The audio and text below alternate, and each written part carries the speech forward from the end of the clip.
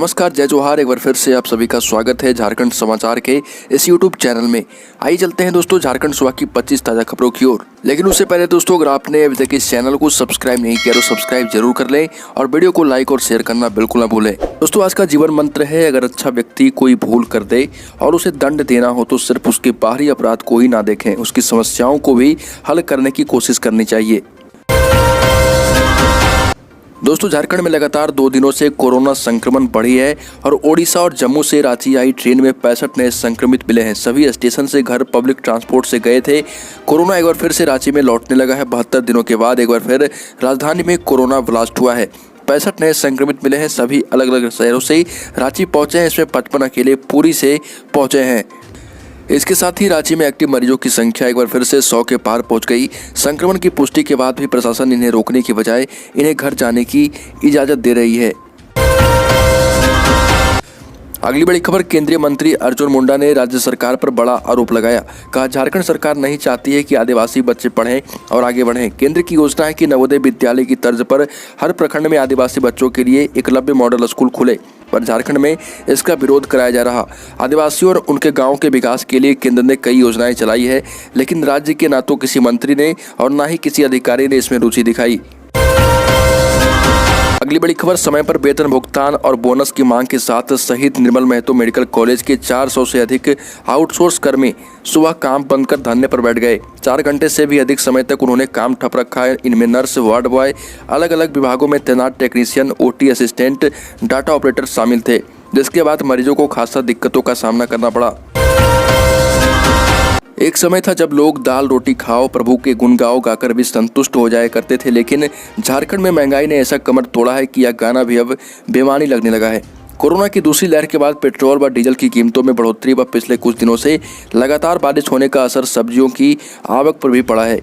और ये वजह है कि 2 माह पहले तक जो सब्जी 15 से 20 रुपये किलो मिल रही थी वो अब 40 के पार पहुंच गई है। झारखंड में सब्जी की खेती करने वाले किसानों का कहना है कि बारिश ने सब्जियों की फसलों को चौपट कर दिया है। वहीं पेट्रोलियम पदार्थों की कीमतों में झारखंड में खासा बढ़ोतरी देखने को मिली है।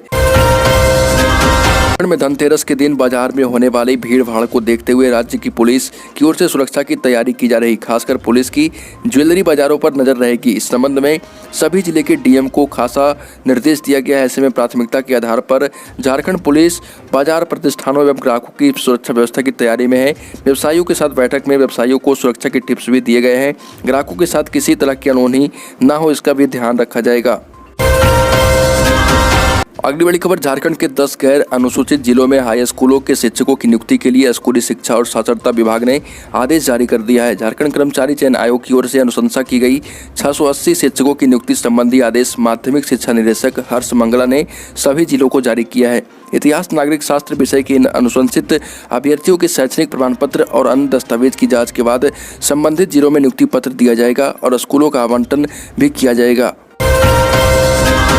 अगली बड़ी खबर, झारखंड में जल्द लागू होगी नई शिक्षा नीति, सरकारी स्कूलों में बदलेगा सिलेबस। यहाँ दोस्तों, झारखंड में राज्य में फिलहाल कक्षा 1 से 8 तक के सिलेबस में झारखंड से जुड़े विषयों को शामिल किया गया है। वहीं कक्षा 9 से 12वीं तक की कक्षाओं में एनसीईआरटी की किताब के आधार पर पढ़ाई होती है। नई शिक्षा नीति के तहत सामाजिक अध्ययन व कुछ अन्य विषयों में झारखंड से जुड़े विषयों को शामिल किया जाएगा। झारखंड में नई शिक्षा नीति लागू करने को लेकर सरकार और केंद्र सरकार में सहमति बन चुकी है। अगली बड़ी खबर, मौसम विभाग के अनुसार झारखंड में अगले 3 से 4 दिनों तक शहर के अधिकतम और न्यूनतम तापमान में कोई खास बदलाव होने की संभावना नहीं है। मौसम में बदलाव नवंबर के पहले सप्ताह में अपेक्षित है। इसके बाद राज्य में ठंड दस्तक देगी। झारखंड में अगले 4 दिनों तक मौसम शुष्क रहेगा। नवंबर के पहले सप्ताह से ठंड लगनी शुरू हो जाएगी। अगली बड़ी खबर, हजारीबाग जिले के 10 कस्तूरबा गांधी आवासीय विद्यालयों में फर्जी बहाली हुई। शिक्षा सचिव ने शिक्षकों को हटाने का आदेश दिया है। शिक्षकों को हटाने संबंधित संचिका जिला उपायुक्त के पास भेजी गई है। झारखंड के शिक्षा सचिव की वर्चुअल समीक्षा बैठक में जिले के 10 कस्तूरबा गांधी विद्यालयों में 50 की जगह 86 शिक्षकों की बहाली का मामला उजागर हुआ है। इन सभी शिक्षकों को विद्यालय प्रबंध समिति ने नियमों को ताक पर रखकर बहाल कर दिया है। अब मामला पकड़ में आने के बाद विद्यालय प्रबंधन समिति के पसीने छूट रहे।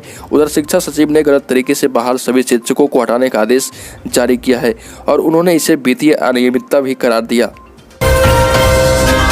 अगली बड़ी खबर, झारखंड डाक विभाग ने बचत खाता के एटीएम चार्ज में बदलाव किया है। एटीएम से एक महीने में वित्तीय और गैर वित्तीय लेन देन की सीमा भी तय की गई। डाकघर ने बचत खाता के एटीएम चार्ज में बदलाव किया है, इसलिए एटीएम से निकासी करने वाले डाकघर के ग्राहकों को विभागीय नियमों का जानना जरूरी है कि ज़्यादा ट्रांजैक्शन पर उन्हें अतिरिक्त चार्ज देना पड़ सकता है।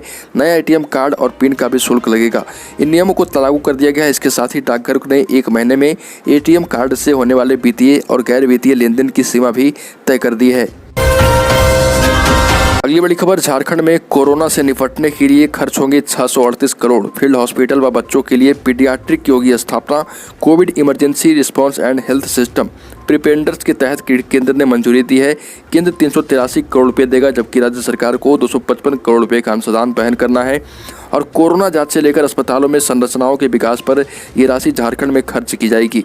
संक्रमण से निपटने के लिए झारखंड में जांच सुविधाओं को भी बढ़ाने पर फैसला किया गया है। अगली बड़ी खबर, झारखंड अंतर्राष्ट्रीय फिल्म महोत्सव रांची में 29-30 अक्टूबर को होगी। गुलशन ग्रोवर, जॉनी लीवर जैसे अभिनेताओं का होगा जुटान। झारखंड अंतर्राष्ट्रीय फिल्म महोत्सव इस बार आज़ादी की अमृत महोत्सव के रूप में मनाया जाएगा। 24 देशों की चुनी गई 75 फिल्मों का निःशुल्क प्रदर्शन किया जाएगा। बड़ी खबर, राजद सुप्रीमो लालू यादव बिहार पहुंचते इससे पहले उनके बयान से जुड़ा विवाद बिहार पहुंच गया है। दिल्ली में उन्होंने कांग्रेस के बिहार प्रभारी भक्त चरण दास के लिए भगचुनर शब्द कहा तो बिहार कांग्रेस उबल पड़ी और लालू को पुराने दिनों की याद दिलाने लगी। खास ये रहा कि लालू पर इस बहाने एनडीए ने भी खूब हमला किया और लालू प्रसाद यादव पर दलितों के अपमान का आरोप जड़ दिया। बिहार एनडीए की सभी पार्टियों ने एक सुर में लालू प्रसाद यादव के बयान की निंदा की है। भाजपा से लेकर जदयू और हम के नेताओं ने बयान जारी कर लालू प्रसाद यादव को दलित विरोधी बताया और सीधे तौर पर उनके बयान को दलितों का अपमान बताया है।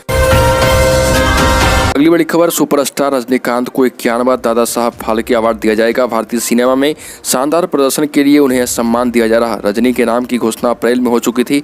अब directorate of film festival India ने सोशल मीडिया पर इस बात की जानकारी दी है कि थलाइवा रजनीकांत को 51वां दादा साहब फाल्के अवार्ड 25 अक्टूबर को दिया जा रहा। खुद रजनीकांत ने भी अपने जीवन के सबसे बड़े दिन को लेकर सोशल मीडिया पर अपनी खुशी जाहिर की है। इसके साथ ही उन्होंने बेटी सौंदर्या बिस्कन की उपलब्धि को भी शेयर किया। हालांकि उन्हें इस बात का दुख भी है कि उनके गुरु के भी उन्हें पुरस्कार प्राप्त करता देखने के लिए जीवित नहीं है। अगली बड़ी खबर, भारत के chief of defence staff general Bipin Rawat ने कहा कि चीन के साथ एलएसी समेत दूसरे मसलों को बातचीत के जरिए सुलझाया जा रहा और उन्होंने कहा कि दोनों देशों के बीच संदेह की स्थिति बरकरार है। ऐसे में मुद्दों को हल करने में समय लगता है। और गुवाहाटी में एक कार्यक्रम के दौरान सीडीएस रावत ने कहा कि चीन के साथ सीमा मुद्दे को व्यापक रूप से देखना चाहिए, उत्तर पूर्वीय लद्दाख के मसले को अलग करके ना देखें। जनरल रावत ने कहा कि 2020 में हमें थोड़ी समस्या हुई थी। मुद्दों को अब सैन्य स्तर, विदेशी मामलों के स्तर और राजनीतिक स्तर पर होने वाली बातचीत के जरिए हल किया जा रहा और हमें पूरा विश्वास है कि हम अपने सीमा मुद्दे को हल कर लेंगे। ऐसा पहली बार नहीं हुआ कि सीमा विवाद पहले भी रहा और उन्हें हल करने में सक्षम भारत है।